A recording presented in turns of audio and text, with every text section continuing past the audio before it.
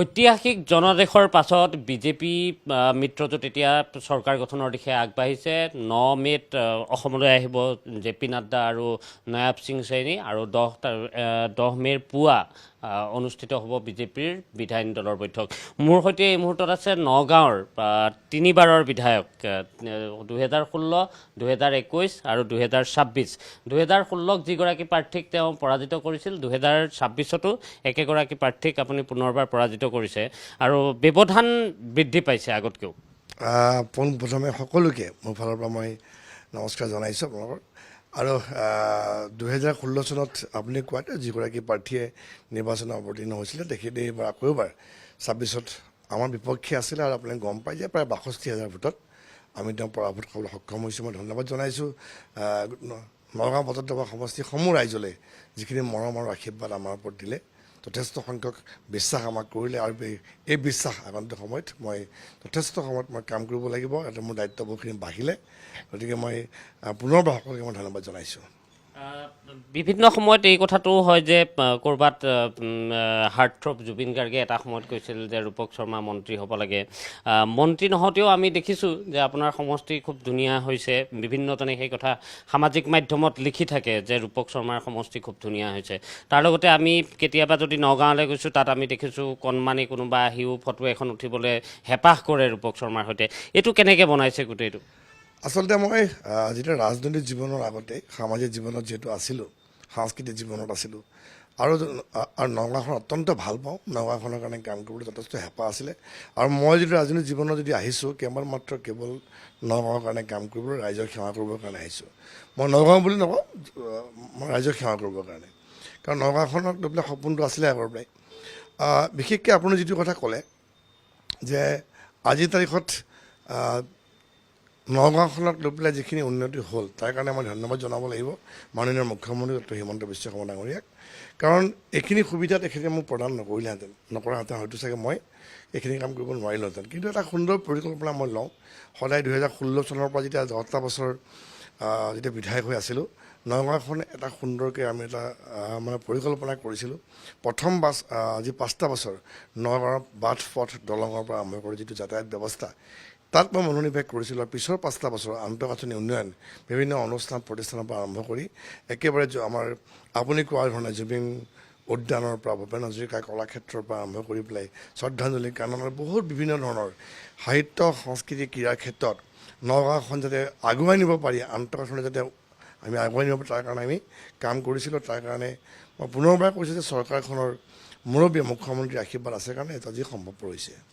2016 আৰু 2021ৰ যিটো নিৰ্বাচন, 2026ৰ নিৰ্বাচন আপুনি খেলিলে, তাৰপিছত জয়ী হ'ল।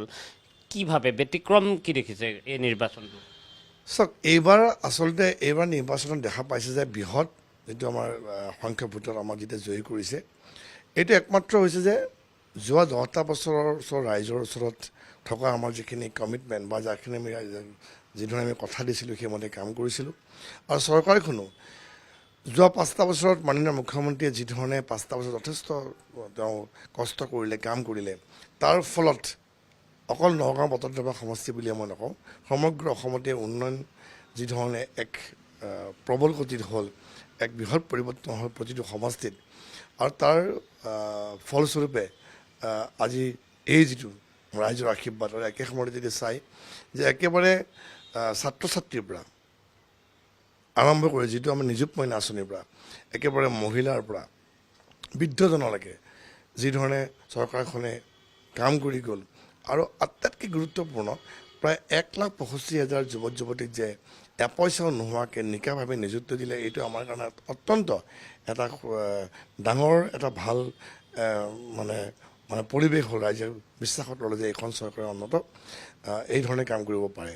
গতিকে মই ভাবোঁ যে এইবাৰ নিৰ্বাচনটো একপক্ষীয় হৈছে, যাৰ ফলত দেখা পাইছে আপোনালোকে যে প্ৰায়বিলাক মানুহে যে চৰকাৰখনৰ ওপৰত বিশ্বাসত লৈ উন্নয়নৰ কাৰণে হৈ ভোট প্ৰদান কৰিলে। আৰু সংখ্যালঘু যিবিলাক সমষ্টি আছিলে সেইবোৰতো একপক্ষীয় হৈছে। আপুনি ফলাফল দেখা পাইছেই যে ফলাফলৰ ক্ষেত্ৰত যে ক'ৰবাত নহয় ক'ৰবাত কিছু কিছু ক্ষেত্ৰত দেখা পাইছে যে সংখ্যালঘুখিনিয়ে যিহেতু আমাৰ যিবিলাক সংখ্যালঘু সমষ্টিত আছে তাত একপক্ষীয়ভাৱে ভোটদান কৰিছে আৰু যিবিলাক হিন্দু বিশেষ সংখ্যাগুৰু সমষ্টিবিলাকতো একপক্ষীয় হৈছে। গতিকে এইবাৰ নিৰ্বাচনটোৱে বহুকেইটা দিশ আমাক দেখুৱাই থৈ গ'ল আৰু ভাবোঁ যে অনাগত সময়টো অলপ পৰিৱেশটো সুকীয়া হ'ব। আৰু মুখ্যমন্ত্ৰী মহোদয়ে ইতিমধ্যে কৈছেই যে 5টা বছৰ যিহেতু আমাৰ কাৰণে বহুত বেছি নহয়, যোৱাবাৰ যিধৰণে পৰিকল্পনা কৰি পেলাই গোটেই সমগ্ৰ অসমখনতে কামবিলাক হৈছিলে বেছিভাগ আধাৰশিলা হ'ল আৰু এতিয়া উদ্বোধনৰ সময়। গতিকে আগন্তুক 5টা বছৰৰ নগাঁৱত আমি কৰিবলগীয়া যথেষ্ট আছে, যদিও আপুনি কোৱাৰ ধৰণে নগাঁৱৰ বহুখিনি কাম হৈ গৈছে আৰু পৰিকল্পনা আছে আৰু কাম কৰি যাবলৈ আমি প্ৰস্তুত হৈ আছোঁ। গোটেই যদি আমি বিজেপি তথা NDAৰ গোটেই ফলাফলটো চাওঁ, বিশেষকৈ বিজেপিৰ ক্ষেত্ৰত বিজেপি 60 ধৰক আগতে 64খন আসনটোৱে এটা ক'ৰবাত চেলেঞ্জ আছিলে, এতিয়া 82খন এইবাৰ পাইছে অকলে বিজেপি দলটোৱেই। এই গোটেইটোত আপুনি কেইটামান কথাটো ক'লে যে নিযুক্তিৰ পৰা মুখ্যমন্ত্ৰীগৰাকীৰ এই কথাখিনি আছে, আৰু কি কাৰক বুলি ভাবে আপুনি?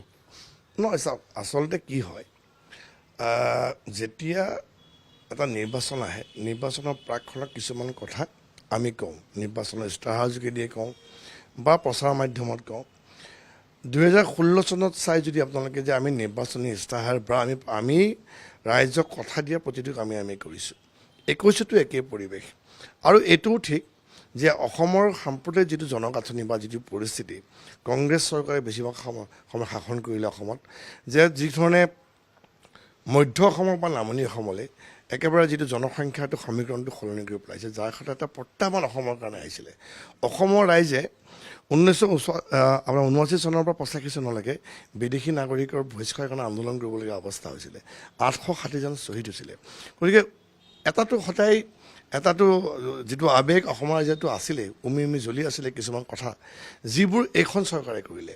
কাৰণ যদিও ভাৰতীয় জনতা পাৰ্টি এটা আমাৰ যিটো ৰাষ্ট্ৰীয় দল, তেওঁলোকৰ অসম গণ পৰিষদ আছে, BPF আছে, UPPL আছিলে, এটা আমাৰ আঞ্চলিক শক্তি, আমাৰ সকলোৰে এটাই আছিলে পৰিকল্পনা যে অসমখনক আমি কেনেকৈ সুৰক্ষা দিওঁ।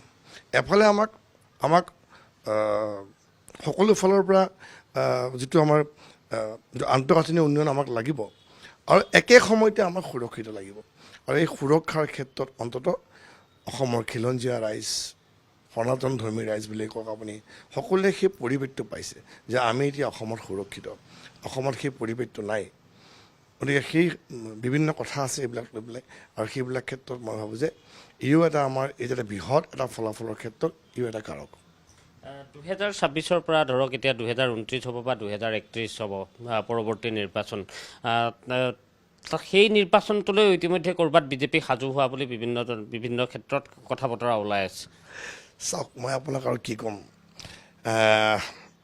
নিৰ্বাচনৰ যেতিয়া ফলাফল যেতিয়া গণনা চলি আছে, গণনা ঠিক চলি পেলাই মোৰ গণনা শেষ হৈছে আৰু অফিচিয়েল ৰিজাল্ট ডিক্লেয়াৰ কৰাই নাইকিয়া। মুখ্যমন্ত্ৰী মহোদয়ক মই ফোন কৰিলোঁ মোৰ যেতিয়া ফলাফলটো জনাবৰ কাৰণে।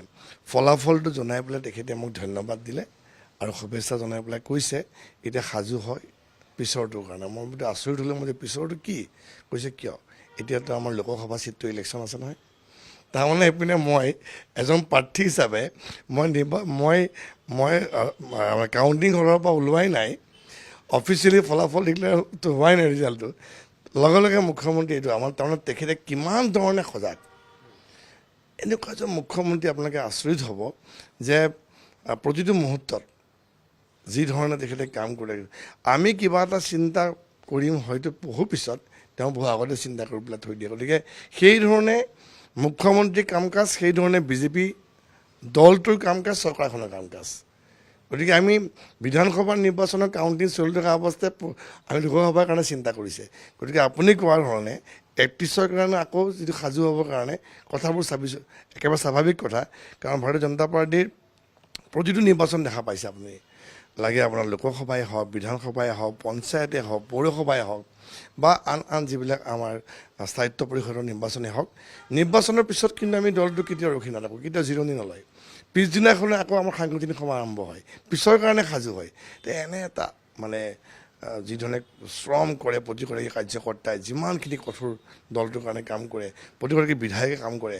গতিকে মই ভাবোঁ যে এটা দীঘলীয়া সময়ৰ কাৰণে ভাৰতবৰ্ষত বিজেপি চৰকাৰ থাকিব। শেষ প্ৰশ্নটো যে মন্ত্ৰিত্বৰ আশা নিশ্চিতভাৱে কৰে, সেইটো সকলোৰে থাকিব। কি ভাবে এইবাৰ কিবা তেনেকুৱা হ'ব পাৰে? মানে আশা ব্যক্তিগতভাৱে আমি নকওঁ আপোনাক, কিন্তু ৰাইজে আশা কৰে, নগাঁওবাসী ৰাইজে সাধাৰণতে কৈ থাকে কথাবিলাক। কাৰণ 1996 চনৰ পৰা এতিয়ালৈকে নগাঁও এখন গুৰুত্বপূৰ্ণ ঠাই, য'ত এখন তাৰ কাৰণে এটা দীঘলীয়া সময় হয়তো হোৱা নাছিলে বিভিন্ন কাৰণত। কিন্তু কথাটো হৈছে কি যে মন্ত্ৰিত্বটো আজিকালি দেখা পাইছে সীমিত সংখ্যক 19 জন আৰু মুখ্যমন্ত্ৰী পাৰ্টি 18 জন, লগত আমাৰ এলায়েন্স পাৰ্টনাৰ থাকে। গতিকে মুখ্যমন্ত্ৰী কি ধৰণে কৰে তেখেতৰ ওপৰত এই গোটেই কথা বতৰাবিলাক দলৰ নেতৃস্থানীয় বিশেষকৈ মুখ্যমন্ত্ৰীৰ ওপৰত মানে গুৰুত্ব প্ৰদান কৰিব। তেখেতে কি ভাবি পেলাই কি ধৰণে লয় তেওঁৰ ওপৰত কথা। গতিকে মই ভাবোঁ যে আমাক যি দায়িত্বই দিব, বোলে বিধায়ক হৈ কাম কৰিব লাগে, আগতে বিধায়ক হৈ পেলাই কাম কৰিছোঁ আৰু নগাঁওখন কাম কৰিবৰ কাৰণে সুবিধা পাইছোঁ, আগন্তুক সময়টো কৰি যাম। ৰাইজৰ কাৰণে যেতিয়া আহিছোঁ, ৰাইজে যেতিয়া ভোট প্ৰদান কৰি আমাক আশীৰ্বাদ দি পেলাই জনপ্ৰতিনিধি বনাইছে, দায়িত্ব সেইখিনি যে প্ৰতিটো মুহূৰ্ত প্ৰতিটো দিন ৰাইজৰ কাৰণে সেৱা কৰি যাব লাগিব। আৰু ময়ো যোৱা 10 বছৰতো এটা দিনো জিৰণি লোৱা নাছিলোঁ। আগন্তুক সময়তো ৰাইজে যেতিয়া পুনৰবাৰ দায়িত্ব দিছে, বিশ্বাস ৰাখিছে, প্ৰতিটো মুহূৰ্তত ৰাইজে হৈ পেলাই কাম কৰি যাম। ধন্যবাদ জনাইছোঁ। এয়া ৰূপক শৰ্মা আৰু 2016, 2021 আৰু ৰূপক শৰ্মাই বিজেপিয়ে যেনেধৰণে হেট্ৰিক কৰিছে অসমত, ৰূপক শৰ্মায়ো নগাঁৱত এইবাৰ হেট্ৰিক কৰিছে আৰু তৃতীয়বাৰৰ কাৰণে জয়ী হৈছে। আৰু জয়ী হৈ সংগঠনৰ কথা কৈছে, তাৰ সমান্তৰালভাৱে তেওঁৰ সমষ্টিটোৰ কথা, মুখ্যমন্ত্ৰীৰ কথা, এইসমূহ কথা উল্লেখ কৰিছে।